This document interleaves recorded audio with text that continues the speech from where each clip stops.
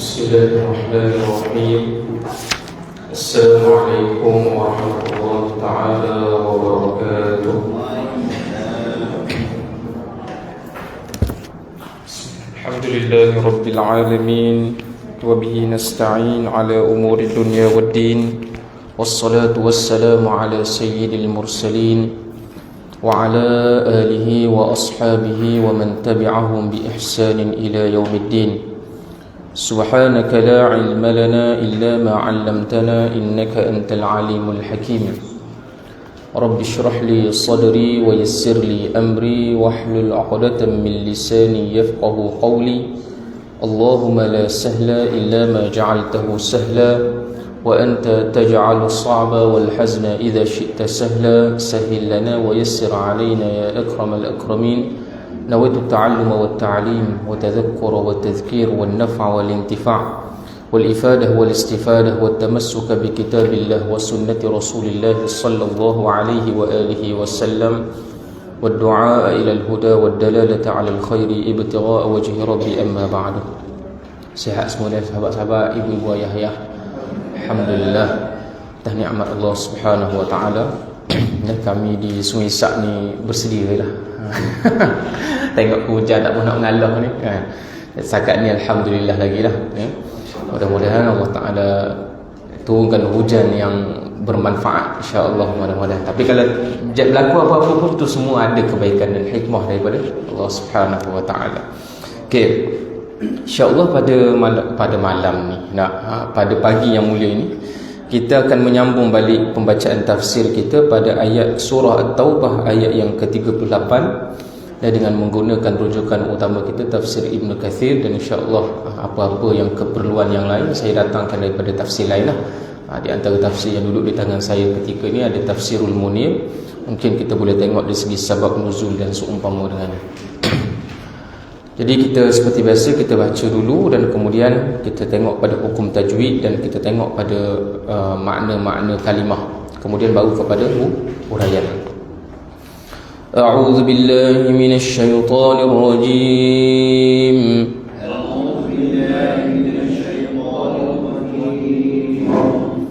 Ya ayyuhalladzina amanu ma lakum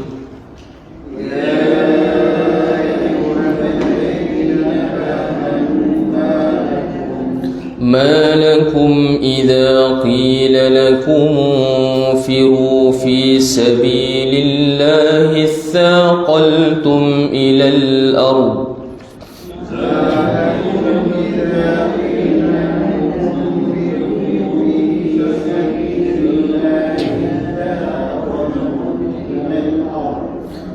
أرضيتم بالحياة الدنيا من الآخرة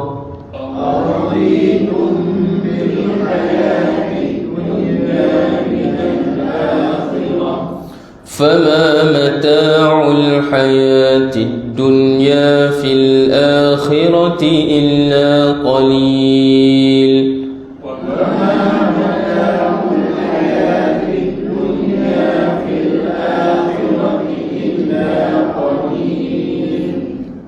إلا تنفروا يعذبكم عذابا أليما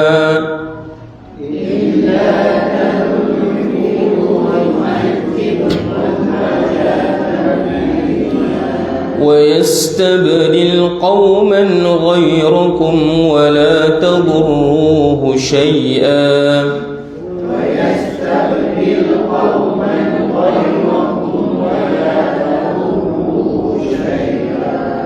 والله على كل شيء قدير.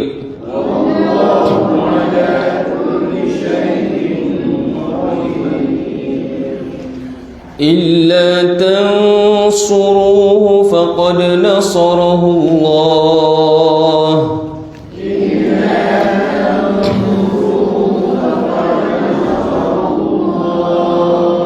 فقد نصره الله إذ أخرجه الذين كفروا ثاني اثنين إذ هما في الغار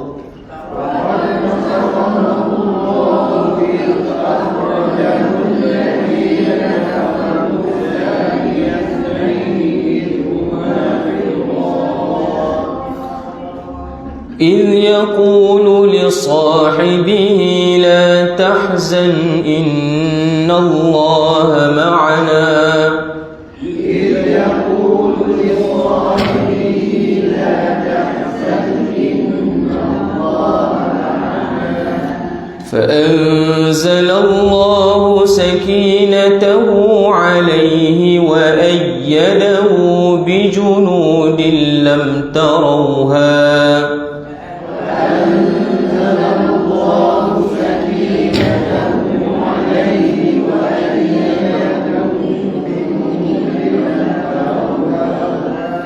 وجعل كلمة الذين كفروا السفلى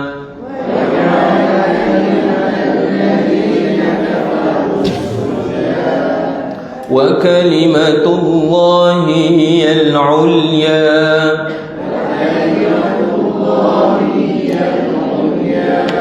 والله عزيز حكيم Sadaqallahul Azim. Okey. Jadi kita tengok dulu kepada ahkamut tajwid daripada ayat 38 hingga ke 40. Ya ayyuha itu merupakan mad jaiz munfasil. Dah kita tengok dia, ustaz kan huruf mad bertemu dengan hamzah dalam satu kalimah? Tidak. Itu huruf mad bertemu dengan hamzah dalam dua kalimah. Asal daripada perkataan ya ayyuha seperti mana yang pernah kita sebut sebelum ni, supaya kita ingat balik. Perkataannya adalah begini asalnya, ya ayyuha. Jadi di sini huruf mad bertemu dengan hamzah, dia dua kalimah, ya satu, ayyuha satu. Maka kaedah penulisan resam Osmani di sini sahaja yang meletakkan ya itu sekali dengan hamzah. Jadi dia asalnya mad jaiz. Boleh baca 2, boleh baca 4, boleh baca 5 ataupun 6. Khilaflah situ. Kemudian ayyuhalladzina amanu, amanu mad badal. Mad badal dalam qiraat Hafaz an Asim sama je lah, iaitu dua harakat lah macam mad asli. Amanu ma lakum idza qila lakum unfiru. Idza qila lakum unfiru, nun mati bertemu fa, ikhfa hakiki. Fi sabilillahi thaqaltum, thaqaltum ila al-ard, mim mati bertemu hamzah iaitu izhar syafawi. Nah, mim mati bertemu dengan mim mati bertemu dengan ba sahaja dengung. Selain daripada itu tak ada dengung. Araditum bi, dengung situ dengan merapatkan bi. Araditum bi bil hayatid dunya. Bezakan ha dengan ha. Dah, bil ha bukan bil ha. Dah. Bil hayatid dunya minal akhirah. Tak marbutah, tak hujung tu bila kita berhenti jangan bil akhirat, bil akhirah dengan ha. Fama mata'ul hayatid dunya fil akhirati illa qalil. Itu tak ada apalah, mad arid disukun di hujung tu. Kalau kita berhenti, kita boleh baca 2, 4 ataupun 6. Qalil, qalil, qalil. Tapi kalau sambung tak jadilah mad arid disukun, dia jadi mad asli. Mad arid lisukun maksudnya mad yang mendatang. Arid maknanya mendatang.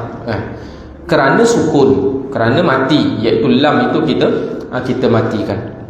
Kemudian illa tanfiru, nun mati bertemu dengan fa sama ikhfa. Yu'adzib, qalqalah, yu'adzibakum azaban, azaban izhar halqi. Aliman wa hukum idgham ma'al gunnah, iaitu tanwin bertemu dengan waw.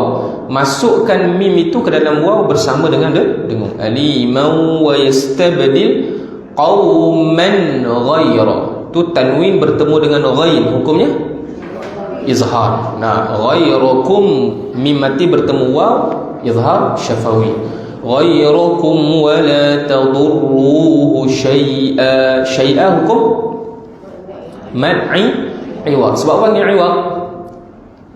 Ganti. Iwadun maknanya kan ganti. Kita gantikan tanwin itu dengan huruf mad. Asalnya syai'an, syai'a, itu bagi mad iwad. Wallahu ala kulli syai'in qadir. Tanwin bertemu dengan qaf samalah ikhfa. Illa tansuru, nun mati bertemu dengan sad, tansu. Yang baca tansu. Alah, tansu bunyinya agak tebal sedikit kerana dipengaruhi oleh huruf sad. Sad tu huruf tebal. Tansuruhu faqad, dal qalqalah sughra, faqad nasarahu Allahu idza. Jaga huruf za, jangan baca iz. Ya, iz akhrajahu alladhina kafaru. Ra bagi depan muncul dan tebal. Kafaru, kafaru, jangan baca kafaru. Kafaru. ثاني اثنين huruf tha, ثاني اثنين إذ هما في الغا. Dia baca ra, jangan buka mulut, jangan infitah. Dia mestilah tutup sedikit mulut. Al-gha. إذ هما في الغار إذ يقول لصاحبه لا تحزن إن الله معنا. Ma'ana dua harakat, bukan mad arid disukun tu. Bab apa tak ada ma'arif disukun?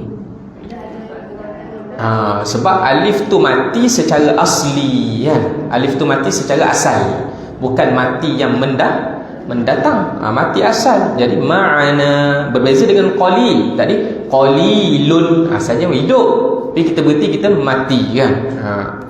Kemudian dia kata fa'anza, nun mati bertemu zal, hukum ikhfa. Fa'anzalallah, Allah tebal, kan? Macam Allah, Allah. La ni, kalau la nipis, Allah.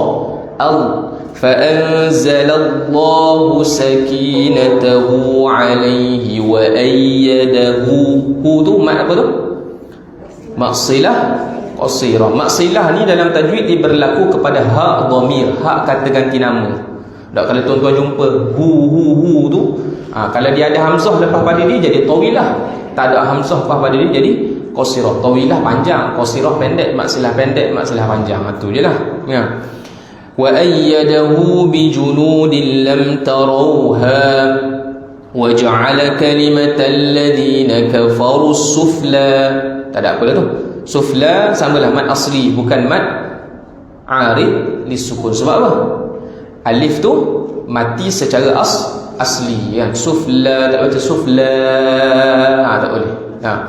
Wa kalimatullahi hiyal ulya, sama juga. Kalau sambung pun sama. Wa kalimatullahi hiyal ulya wallahu azizun, sama juga.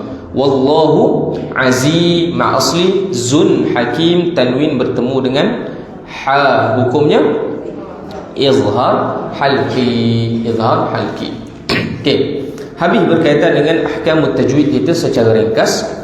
Jadi apakah tajuk yang sesuai untuk kita nak letakkan pada ayat yang ke-39, 38 hingga ke 40? Antara tajuk yang sesuai kita boleh bubuh iaitu dorongan terhadap jihad. Dorongan terhadap jihad dan kewaspadaan daripada meninggalkannya, serta mukjizat Nabi SAW ketika berada di Gua Thawr bersama dengan Sayyiduna Abu Bakar As-Siddiq radhiyallahu taala anhu. Jadi ayat ke-38 sampai 40 ini merupakan satu dorongan supaya orang beriman keluar berjihad dan memberikan kewaspadaan bagi orang yang meninggalkannya. Musim-musim pilihan raya ni mari ayat jihad. Betul lah mudah kena ayat tu. Wa mu'jizatul ghar, dan juga tentang mukjizat apa?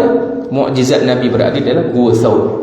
Jadi kita nak tengok dahulu makna secara harfiah ataupun makna secara ijmali. Kali ini saya nak baca satu-satu supaya kita nampaklah. Saya tak nak baca terjemahan tu semata-mata, kita nak tengok perkataan.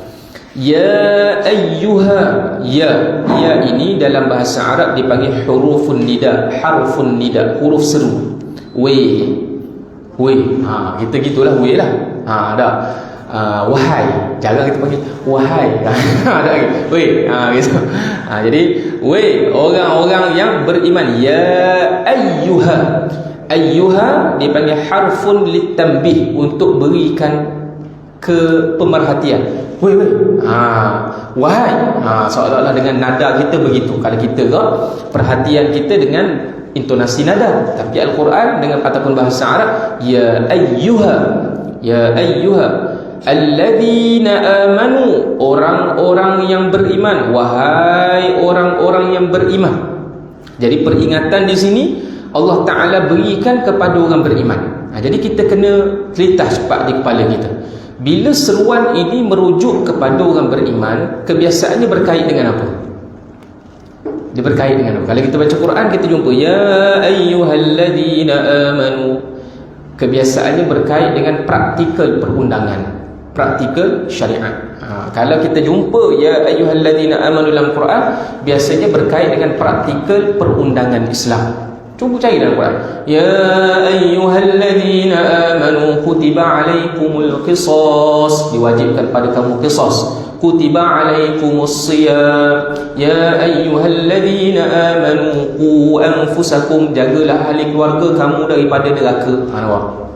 Jadi kalau berkait dengan pelaksanaan syariat, perundangan Islam, Allah Ta'ala akan sebut wahai orang-orang beriman. Apa tak sebut wahai sekalian manusia? Orang kafir tak beriman dengan Allah, mana mungkin dia nak melaksanakan tugas yang Allah Ta'ala bagi. Dia yakin dengan Allah Ta'ala pun takkan dia nak melaksanakan tugas hak Tuhan bagi. Jadi itu di antara kecantikan ayat Quran. Tapi bila seru tentang tauhid, memikirkan tentang kewujudan Tuhan, Allah Ta'ala sebut apa dia? Ya ayyuhan nasu u'budu rabbakumul ladzi khalaqakum, wahai sekalian manusia, sembahlah Allah Ta'ala yang menciptakan kamu. Cuma kamu fikir siapa yang cipta kamu ni? Takkan tiba-tiba jadi wujud gitu je. Bila berkait dengan tauhid, biasanya guna ya ayyuhan nas.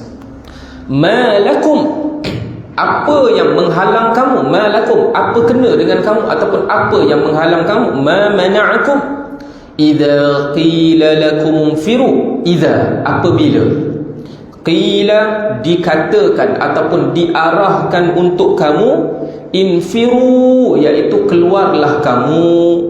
Keluar gimana? Fi sabilillah, di jalan Allah Subhanahu wa Ta'ala. Bila Tuhan suruh keluar fi sabilillah, jalan Allah Ta'ala, itsaqaltum ilal ard, kamu buat-buat berat. Itsaqaltum daripada perkataan tasaqul, daripada asal perkataannya daripada perkataan tasaqul. Dalam bahasa Arab, tasaqul dengan tasaqul ada beza. Tasaqul bermaksud memang menerima bebanan yang berat. Sebagai contoh, orang itu hanya mampu pikul 20 kilo, tiba-tiba kita bebankan dia dengan 100 kilo ataupun 50 kilo, dia akan rasa tasaqul, beban. Tapi ada orang tu dia main gym, lagoh bapak so biasa dak ni, kita suruh dia angkat berat 20 kilo, tak lah.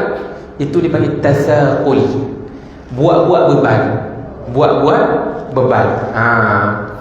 Perkataan dipanggil atas wazan ataupun timbangan perkataan tasaqul, antaranya apa lagi? Contohnya tajahul. Tajahul dengan jahil, dengan jahil ada beza. Jahil memang tak erti sungguh. Memang tak erti sungguh. Tajahul maksudnya buat-buat bodoh dia panggil. Buat-buat bodoh. Orang ni ada ilmu tapi suka buat-buat bodoh. Dia ada beza antara muta'alim ataupun ta'alum, ataupun muta'alim dengan alim. Alim sungguh. Muta'alim dia berlakon alim. Jadi ini lebih merujuk kepada buat-buatlah antara makna yang ada dalam perkataan ini. Jadi Allah Ta'ala sebut apabila diperintahkan kepada kamu supaya keluar di jalan Allah Subhanahu wa Ta'ala, itsaqaltum ilal ard, kamu buat-buat rasa berat. Bermaksud apa dia? Ada kederat, ada kemampuan, tapi buat-buat tak urut orang ni. Buat-buat tak larat. ilal ard. Dah, kamu rasa berat dah, seolah-olah kamu berada apa dia, jatuh ke bumi.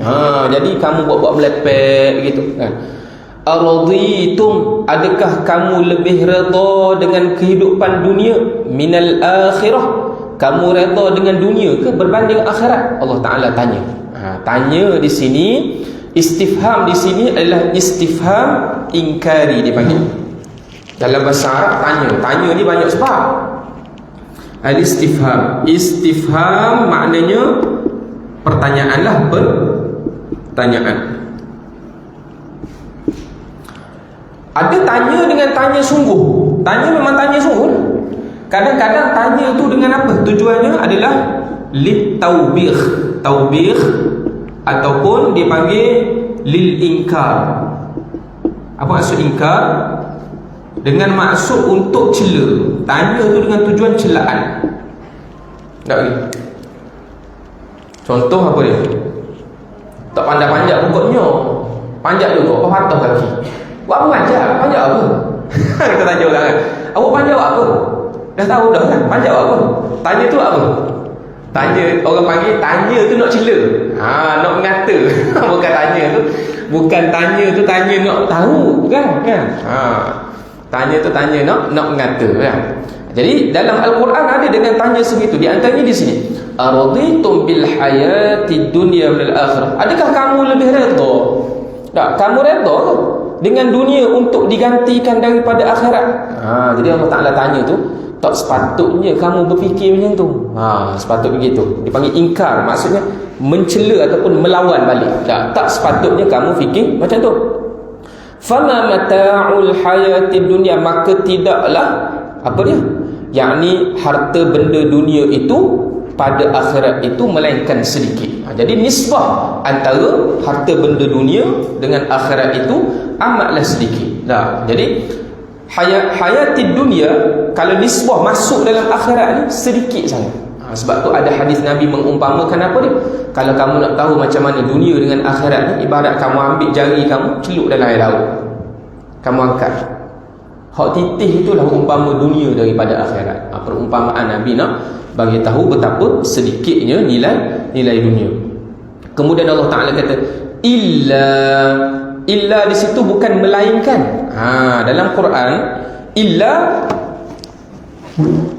ada dengan makna illa melainkan. Illa ada dengan makna melainkan. Contoh, illa telah datanglah Muhammad, melainkan telah datanglah pelajar melainkan Muhammad. Illa melainkan. Tapi ada juga illa dengan maksud apa dia? Illa ini adalah gabungan daripada dua perkataan. Yang pertama in tambah dengan la, sama dengan illa, iaitu jika, tidak.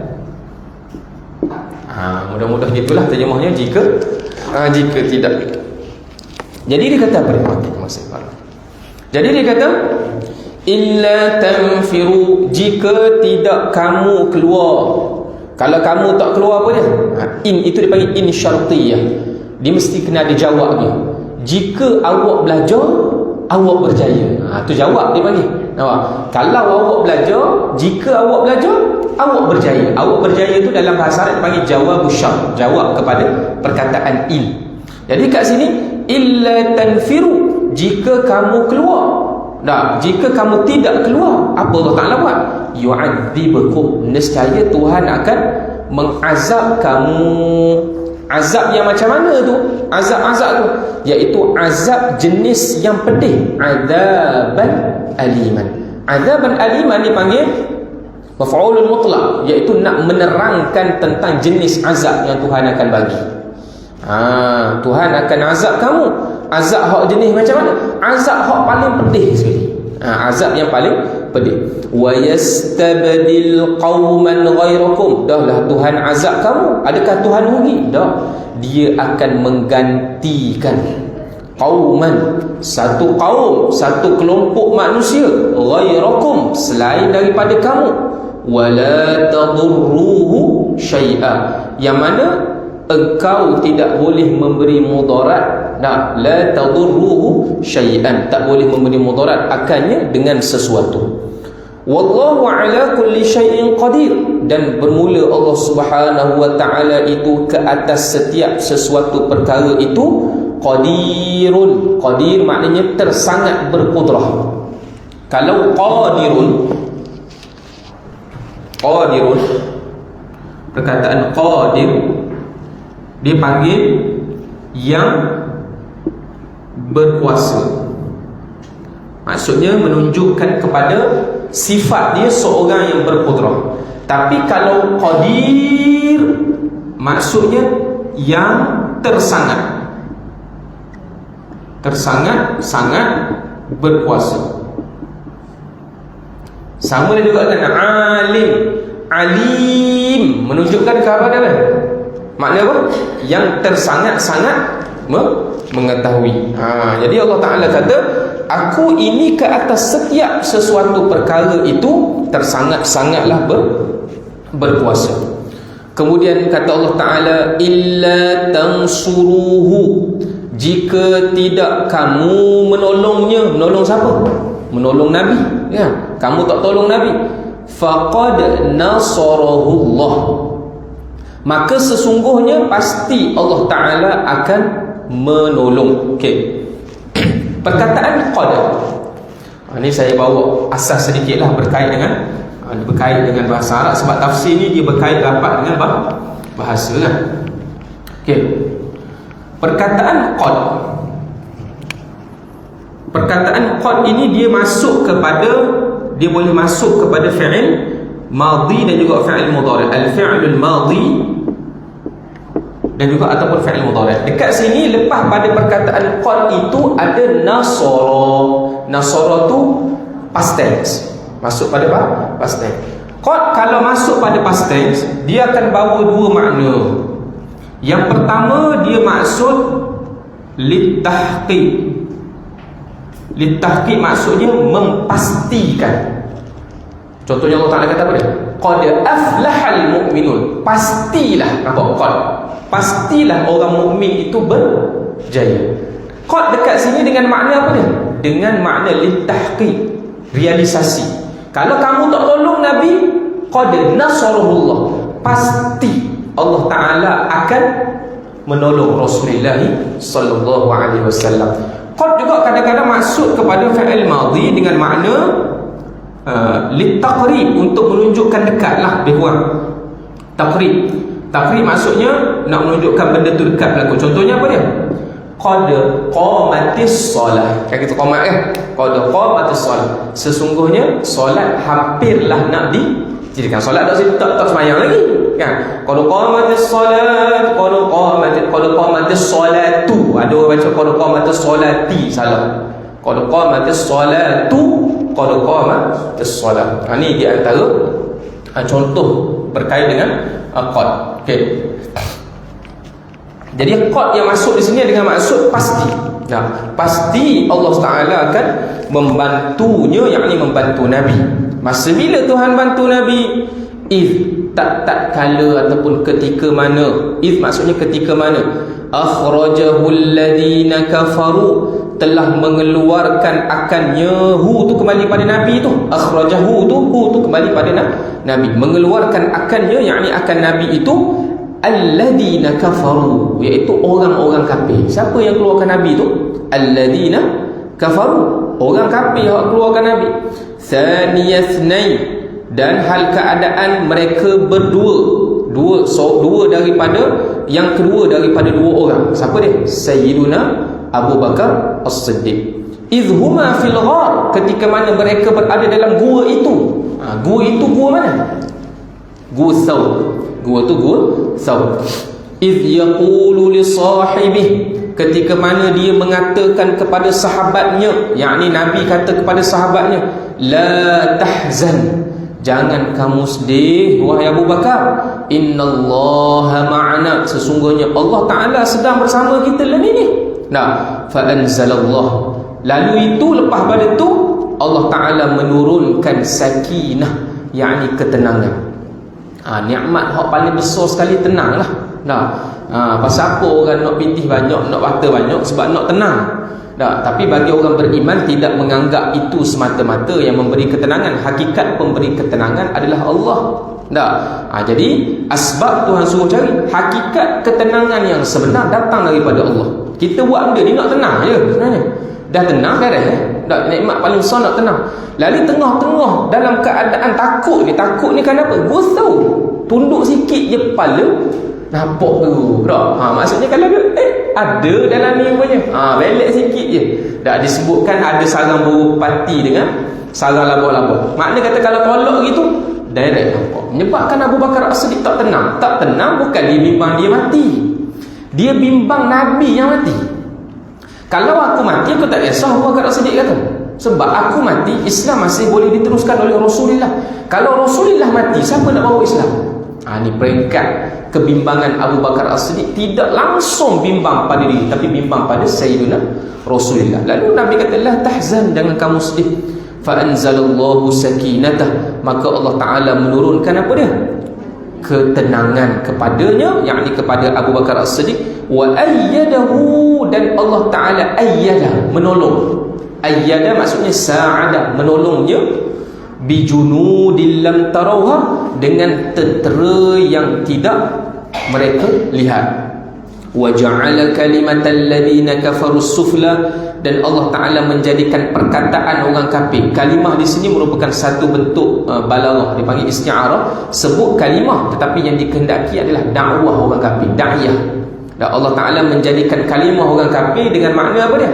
Allah Ta'ala menjadikan da'iyah dan juga perancangan orang kafir itu berada di bawah. Bawah maksudnya hina. Wa kalimatullahi hiyal ulya, dan kalimah Allah Ta'ala itu berada di atas tinggi. Wallahu azizun hakim. Aziz berasal dari perkataan izzah, iaitu Allah Ta'ala mengukuhkan. Allah Ta'ala sebut apa dia? Wa tanzi'ul mulka mimman tasha' wa tu'izzu man tasha' wa tudhillu man tasha'. Tu'izzu dia perkataan izzah. Allah Ta'ala boleh dokong, boleh kukuhkan kedudukan orang yang dia nak. Wa tudhillu dia perkataan zul. Allah Ta'ala boleh hinakan orang yang dia tazlil. Allah Ta'ala boleh hinakan mana-mana orang yang dia nak. Jadi Allah Ta'ala aziz, yang maha mengukuhkan kedudukan seseorang. Aziz. Hakim bermaksud yang maha bijaksana pada tindakan. Jadi tindakan Allah Ta'ala ni tak sangat soal lah.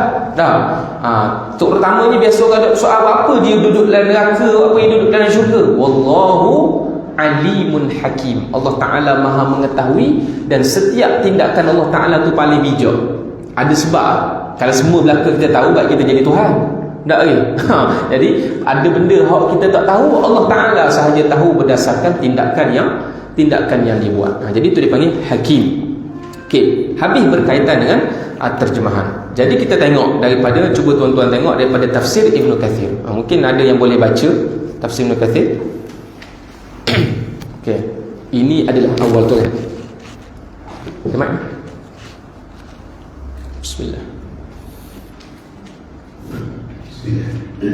Ini adalah awal cercaan terhadap orang-orang yang tidak ikut bersama Rasulullah SAW dalam perang Tabuk. Ketika itu sudah musim buah menuai buah, sementara panas matahari sangat menyengat. Allah berfirman, hai orang-orang yang beriman, mengapakah kamu jika dikatakan kepadamu berangkatlah untuk berperang di jalan Allah, yakni manakala kamu diseru untuk berjihad pada jalan Allah, kamu merasa berat dan ingin tinggal di tempatmu, yakni kamu bermalas-malasan dan lebih memilih menikmati musim buah, berleha-leha. Apakah kamu lebih rela dengan kehidupan dunia daripada kehidupan akhirat? Yakni kenapa kamu melakukan hal ini hanya kerana kenikmatan dunia dan mengorbankan kenikmatan akhirat? Okey, jadi di situ merupakan tafsiran ataupun terjemahan ni adalah huraian daripada Ibnu Kathir. Sekejap lagi baru Ibnu Kathir datangkan hadis untuk menyokong apa yang dia tafsirkan. Kalau tuan-tuan baca bawah ni adalah huraian daripada Ibnu Kathir, iaitu kamu diseru oleh jihad. Kalau yang tulisan yang sengit-sengit tu terjemahan biasa. Ya'ni itu adalah merupakan terjemahan daripada Ibnu Katsir, huraian daripada Ibnu Katsir. Ibnu Katsir didatangkan huraian dia, kemudian jap lagi baru dia buat mari hadis ataupun asar sokongan kepada kenyataan dia. Jadi sebelum kita berpindah pada perenggan yang seterusnya, kita nak tengok dulu apakah sababun nuzul turunnya ayat ni. Sababun nuzul turun ayat ni, yang pertama sekali ayat yang ke-38. Kata Ibnu Jarir At-Tabari, Ibnu Jarir meriwayatkan daripada Mujahid ibn Jabar. Mujahid bin Jabar merupakan anak murid kepada Ibnu Abbas radhiyallahu taala anha. Dia kata apa dia? Hina umiru bi ghazwati Tabuk ba'da al-fath wa Hunain fi as-sayf hina tabat ath-thimar washtahu dhilal wa shaqqa 'alayhim al-makhraj fa anzala Allah hadhihi al-ayah. Ketika mana selesai daripada Fathu Makkah, peristiwa perang Tabuk ni berlaku lepas pada Fathu Makkah. Yakni cerita orang Islam ni sekarang kedudukannya, kalau di Mekah, Madinah ni memang orang Islam conquer belaka. Memang orang Islam conquer belaka. Dan lepas berlaku peperangan Hunain. Kita dah cerita pasal peperangan Hunain sebelum ni. Idh a'jabatkum kathratukum falam tughni 'ankum syai'a wa dhaqat 'alaykumul ardu bima rahabat thumma wallaytum mudbirin.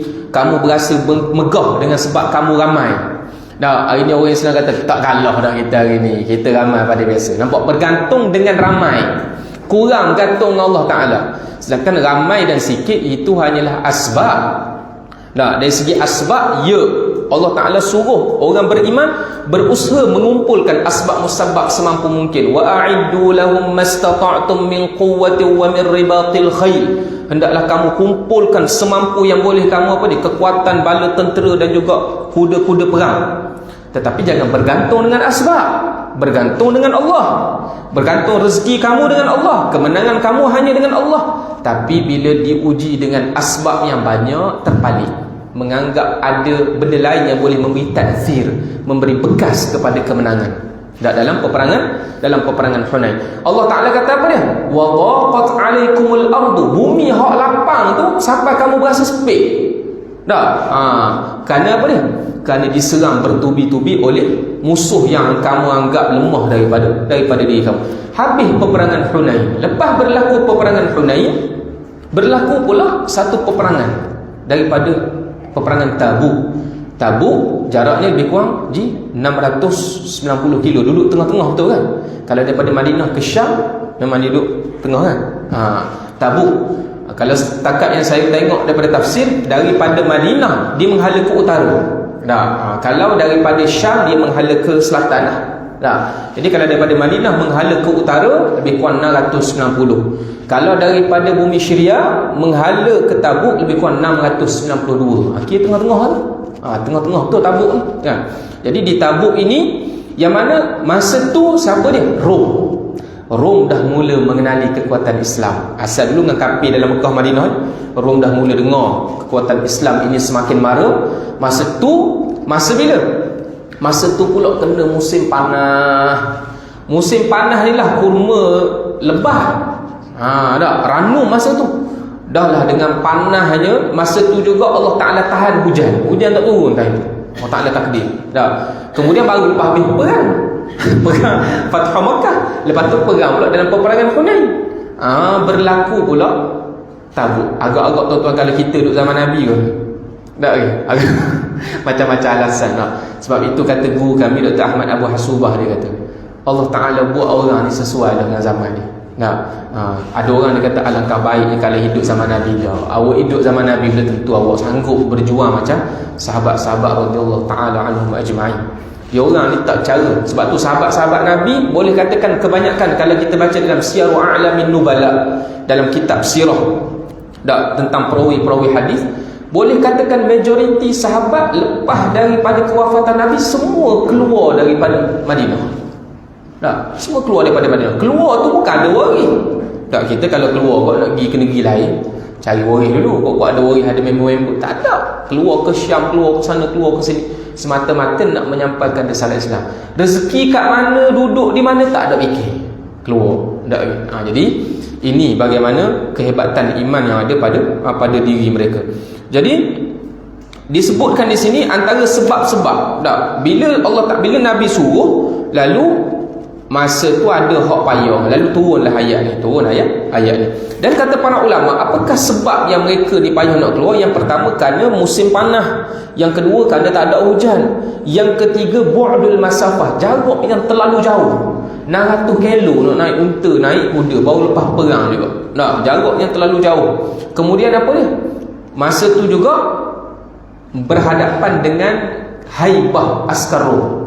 Tentera Rom ni, maksudnya kita perang dengan satu empire baru. Bukan, sebelum ni sama-sama Arab pun dah dahsyat dah. Ini kita nak perang dengan satu empire baru. Jadi setengah daripada manusia ni dipikir apa dia?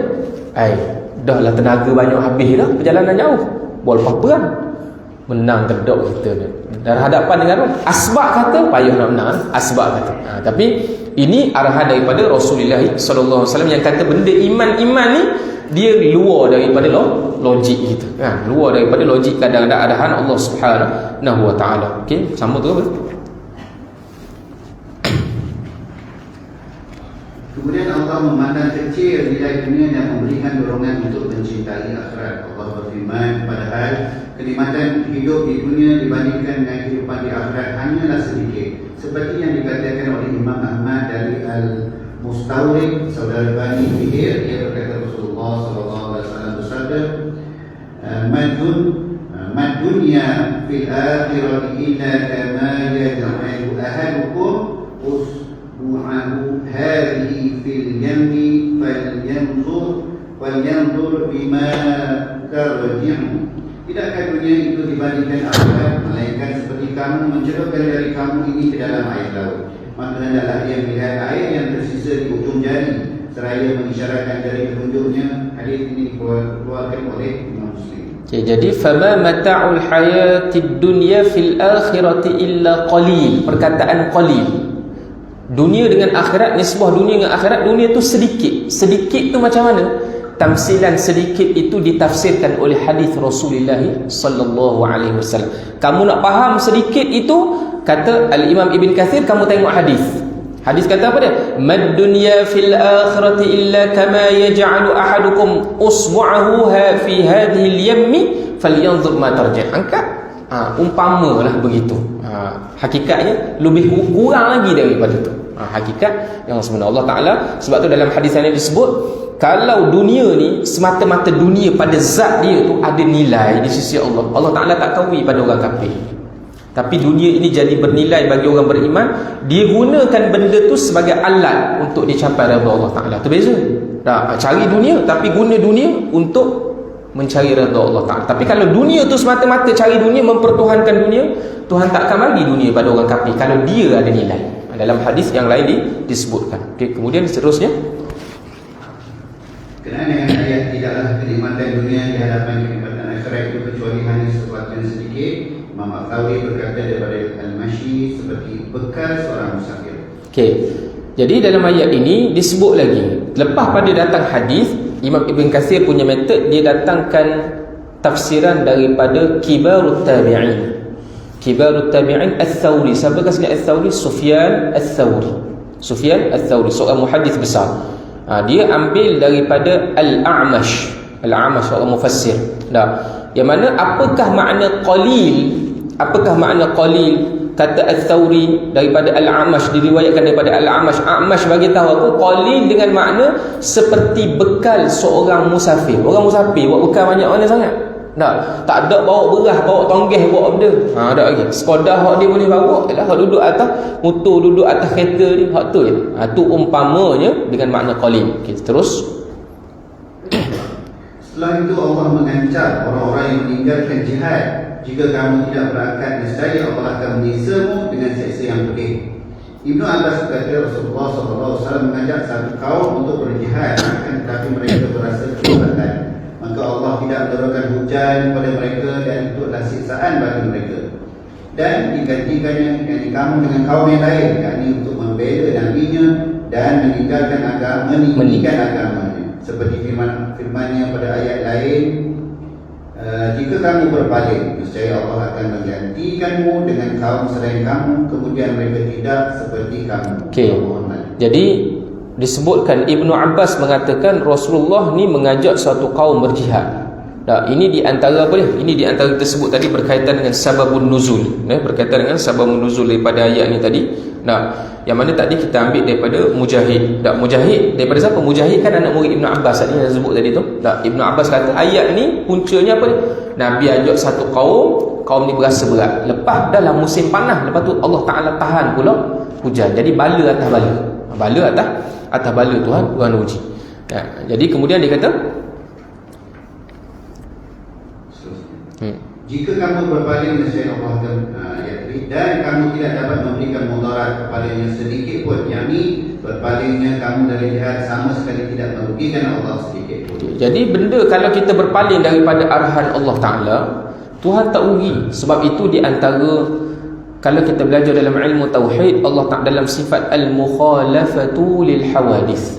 Al-mukhalafatu lil hawadith, iaitu berbeza Allah Ta'ala dengan sekalian makhluk. Ulama datangkan 10 gambaran orang yang menyamakan Allah Ta'ala dengan makhluk. Yang biasa kita dengar, Allah Ta'ala itu daripada jisim, daripada jirim, Tuhan itu berarah, bersudut. Yang tu di antara gambaran-gambaran orang yang menyamakan Allah Ta'ala dengan makhluk. Dan ciri-ciri orang yang menyamakan Allah Ta'ala dengan makhluk ini apa dia lagi? Orang yang mengatakan Allah Ta'ala mencipta sesuatu kerana bertujuan untuk manfaat diri dia. Kalau Tuhan buat macam tu, bermaksud Tuhan seri dengan kita. Kita cipta kursi ni pasal apa? Pasal manfaat diri kita. Kita beli kereta pasal apa? Pasal memudahkan urusan hidup kita. Ada orang dia berpegang Tuhan cipta manusia untuk kebaikan diri dia.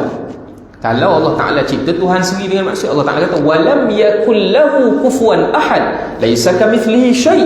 Aku tak sama dengan mana-mana makhluk. Jadi aku ciptakan kamu, dan kebaikan yang aku suruh kamu buat bukan kebaikan tu kembali pada diri aku. Kebaikan tu kembali pada diri kamu. Sebab itu kata Nabi SAW, Nabi kata apa dia? Lau anna awwalakum wa akhirakum wa insakum wa jinnakum, sekiranya orang yang terawal di kalangan kamu, di kalangan jin, manusia, semua makhluk beribadah kepada aku, tak menambah sedikit pun daripada kuasa aku. Sebab apa tak tambah sedikit daripada kuasa aku? Yang tambah-tambah ni dia kurang, betul tak lagi? Baru kita boleh tambah. Kuasa Tuhan tak ada kurang. Kalau sekiranya semua di kalangan orang awal kamu dan juga akhir semuanya fujur, semuanya buat dosa belaka dengan aku, sedikit pun tak mengurangkan kedudukan dan juga kudrah aku. Tak ada jejah apa pun. Jadi kamu tinggalkan arahan aku, jadi mudarat tu kembali pada diri kamu, bukan diri aku. Aku sikit pun tak rugi, Islam sikit pun tak rugi. Yang ruginya kamu. Okey. Kemudian ya, boleh. Ayat 38 dia cerita pasal jihad. Okey. Bila kita jihad nak caman tu orang yang tak pergi berjihad. Jadi kalau kita nak responskan keadaan sekarang, ada dan kita contoh yang panggilan untuk macam jihad yang kita. Okey, jihad yang pertama sekali, jihad ini dia ada fiqhul jihad, dia ada fiqh dia. Dia ada fiqh. Di antaranya dia mestilah arahan. Kalau kita duduk di Darul Islam, negara Islam, mesti arahan yang dikeluarkan daripada ulil amri, pemerintah paling besar. Kalau kita negara, raja berperlembagaan lah. Kalau raja perintah, maka pada ketika itu wajib. Selama mana tak ada, jihad berjalan tak? Al-jihadu madin ila yaumil qiyamah. Jihad ini berterusan sampai ke hari kiamat. Cuma jihad ada beberapa jenis. Yang pertama dia panggil jihadul qital, jihad peperangan dengan mengangkat senjata. Nabi sebut jahidul musyrikin bi amwalikum wa anfusikum wa alsinatikum. Perangilah kamu akan orang musyrik dan sekutu-kutunya, dan yang pertama sekali dengan diri kamu. Kalau dipanggil perang, maka kena perang. Ataupun dengan diri kamu apa dia? Dengan cara apa-apa benda yang kamu boleh bantu, ataupun dengan harta benda kamu menginfakkan sesuatu di jalan Allah. Kalau jihad kita ni ke, membantu sekolah-sekolah, membantu orang nak menyuburkan agama Allah Ta'ala, itu dinamakan sebagai jihad. Kemudian apa dia? Wa alsinatikum, dengan lidah kamu, lidah penyampaian ataupun penulisan. Ulama-ulama duk tulis buku, orang panggil sanggah fahaman-fahaman yang pelik-pelik, fahaman-fahaman liberal, itu semua sebahagian daripada jihad. Orang yang ada harta dengan hartanya, orang yang ada kemampuan tubuh badan dengan tubuh badannya, orang yang ada kemampuan dengan penulisan dan lisan dengan lisan dan juga penulisannya. Nah, adapun jihad yang paling tertinggi, ya sampai satu tahap jihad yang dipanggil apa dia? Jihad peperangan. Tapi jihad peperangan sekarang ni kalau kita kata belum lagi kita panggil berlaku secara zahir dalam negara kita terutama. Tempat-tempat negara luar macam Syria dan Syam, yang tu Allah Taala alam lah. Jadi itu di antara benda berkaitan dengan maksud jihad. Boleh jadi? Ya, okey. Kemudian dia kata akhirnya dan Allah Maha kuasa atas segala sesuatu, yakni Maha kuasa untuk menang atas para musuh tanpa menunggu bantuan kalian. Allah Ta'ala mention yang dia bersifat dengan qadir, ala kulli syai'in qadir. Aku ni semua perkara aku mampu. Sebab apa Tuhan mention tentang qudrah?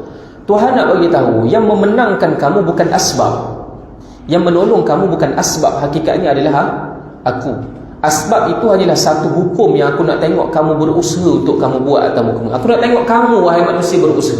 Adapun soal menang tak menang, berjaya tak berjaya, anak dapat A tak dapat A, anak berubah jadi molek ke tak, bukan kerana mak ayah dia sebagai contoh. Kan kita biasa kata, saya tak ada. Saya kalau dengan anak saya memang saya tegas sebab tu anak saya jadi macam ni. Dia tak berasa dia. Dia rasa dia. Ustaz kan cerita bab jihad ni.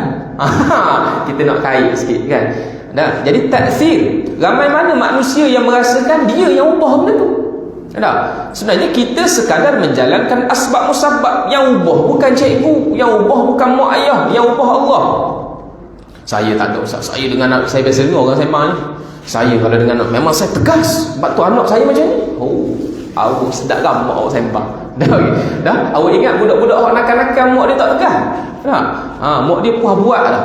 Tapi apa dia, kadang-kadang kita terlepas pandang. Kita berusaha letakkan soal perubahan pada Allah. Perubahan bukan kerja kita, kerja Tuhan. Perubahan adalah kerja Allah Subhanahu wa taala. Saya pernah masa duduk mahad tu, ada seorang mak ayah. Masa saya duduk di mahad masa ngapal tu, saya dah keluar dah lah. Ni ustaz cerita kan. Dia kata, saya nak bagi cadangan sikit ustaz. Sepatutnya kita anak budak-budak tahfiz ni, kita kena guna teknik Jibril untuk ngapal Quran. Jadi bila tak mampu, dia suruh start peluk anak dia. Peluk kuat-kuat, teknik Jibril. Teknik ni saya dapat ilham macam ni. Dia bagi cadangan, dia nak cerita ni, anak dia tak habis ngapal. Dah kalau teknik Jibril tu kesan, patut awak lah buat dulu kan anak awak. Baru awak suruh ustaz ni ramai mana dah budak khatam Quran dengan dia, cuma anak dia. Ustaz kena guna teknik Jibril. Bukan soal teknik, soal Allah Ta'ala belum izin. Jadi teknik ustaz yang berpengalaman, dia tahulah benda yang patut dia, benda yang patut dia buat. Jadi Tuhan mention, aku ini ke atas setiap sesuatu perkara qadir. Sebab tu tuan-tuan jaga-jaga dalam hidup kita. Antara benda yang sering menipu kita semua, nasallallahu as-salama wal afiyah. Saya minta selamat untuk diri saya dulu, terhindar pada diri saya dulu, dan juga begitu juga tuan-tuan, iaitu kita melihat asbab sebagai syarik, iaitu rakan kongsi Tuhan yang mampu memberi kesan kepada kehidupan kita. Asbab pada hakikatnya tidak memberi bekas. Yang memberi bekas adalah Allah Subhanahu wa ta'ala. Tetapi kita dituntut mencari asbab. Ya, Allah Ta'ala suruh. Sebab apa? Sebab Tuhan nak menyusun kehidupan. Kehidupan ni ada susunan dia supaya bersistematik. Contoh, kalau tak ada asbab jadi payah. Saya nak makan buah rambutan, tak apa, awak tenggelamkan apa-apa benih, kemudian serah pada Allah. Boleh itu? Kan jadi payah itu. Tenggelam benih, tumbuh pokok kaktus. Tapi bila ada asbab, mudahlah orang nak buat kerja. Kena cari benih kaktus. Tapi yang menumbuhkan pokok kaktus apa dia? Allah. Sebagai contoh. Jadi nak didik anak, macam mana cara dia? Caranya macam ni. Tapi bergantung dengan Allah, perubahan. Sama juga dalam perang. Jadi dia orang kata gini nak, kamu tak mari tolong, Allah Taala kata tak mudarat ke agama pun, tak mudarat ke nabi pun. Aku ni mampu ke atas setiap sesuatu perkara. Okey, kemudian seterusnya kita terus pada ayat tafsir illa tansuru tu. Terjemahan tu kita dah baca tadi. Allah berfirman, jika kamu tidak menolongnya, yakni menolong Rasulnya Muhammad sallallahu alaihi wasallam, maka sesungguhnya Allah adalah penolong, penopang, penguat lah. Penguat dan pelindungnya, sebagaimana Allah telah menolongnya pada satu peristiwa, yakni ketika ia dikeluarkan oleh orang-orang kafir sedang dia adalah seorang yang adalah salah seorang dari dua orang. Yang ini pada peristiwa hijrah, ketika orang-orang musyrik berkeinginan membunuh, memenjarakan atau membuangnya, lalu beliau berhijrah. Beliau hijrah dengan ditemani sahabatnya Abu Bakar bin Abu Quhafa. Di tengah perjalanan, keduanya singgah di Gua Thur selama 3 hari untuk mengelirukan rombongan yang mengejarnya. Setelah rombongan itu kembali ke Mekah, keduanya melanjutkan perjalanan ke kota Madinah.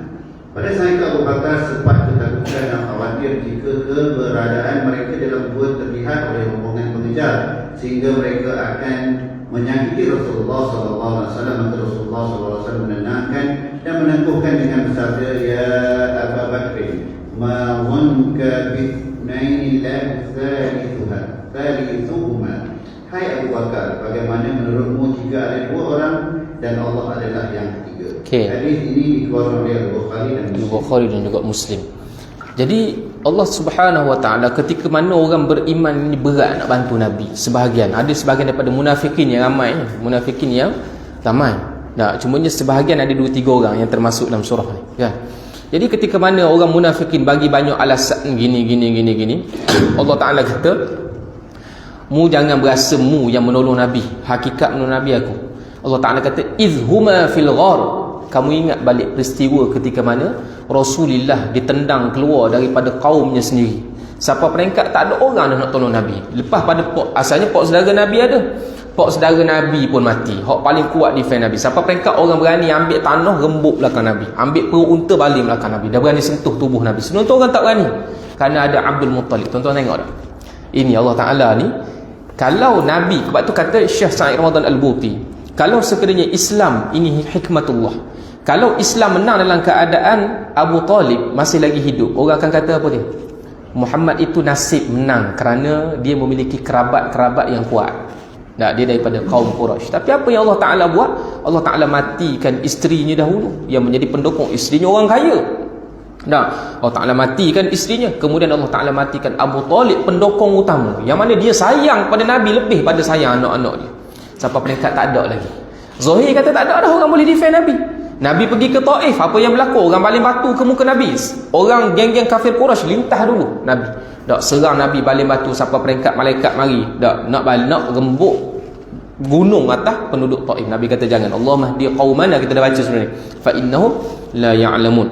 Jadi lepas pada orang keluarkan Nabi, apa Nabi buat? Dak, Nabi pakat-pakat nak tikam Nabi. Ini adalah apa dia, petunjuk ataupun cadangan daripada Abu Jahal. Abu Jahal ni namanya Abul Hakam, bapa yang cerdik, yang memiliki kecerdikan. Nah, orang yang memiliki kecerdikan. Nabi yang panggil dia Abu Jahal sebab dia tak mahu terima hidayah. Dia bagi cadangan supaya semua mata pedang tusuk serentak. Supaya apa dia? Tak ada. Kalau Bani Muttalib ataupun kaum Quraisy yang nak serang siapa? Sebab ramai-ramai tusuk. Jadi dia terpaksa berperang dengan ramai kabilah. Jadi menyebabkan dia tak berani. Jadi kaum Bani Muttalib tak berani. Sebab Arab ni dia ada satu perangai asabiah. Walaupun dia marah ke Nabi, tapi kalau ada kaum dia yang dibunuh, tambah pula Nabi ni perangai baik. Dah, maka dia akan ambil tindak balas. Tambah pula Quraisy adalah satu kaum yang kuat. Dah. Jadi macam mana Abu Jahal cadang, kita kena pakat tikam ramai-ramai. Supaya apa dia? Quraisy terpaksa berhadapan dengan kaum, dan Bani Muttalib terpaksa berhadapan dengan kabilah-kabilah ramai, maka dia akan berfikir untuk bertindak.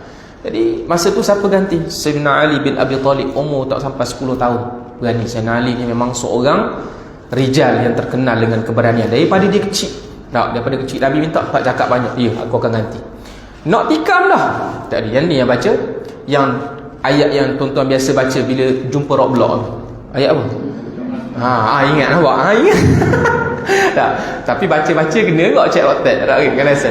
Wa ja'alna min baini aydihim saddan wa min dia tiup buka boleh. Tak kan? Tengok apa dia cek juga kan.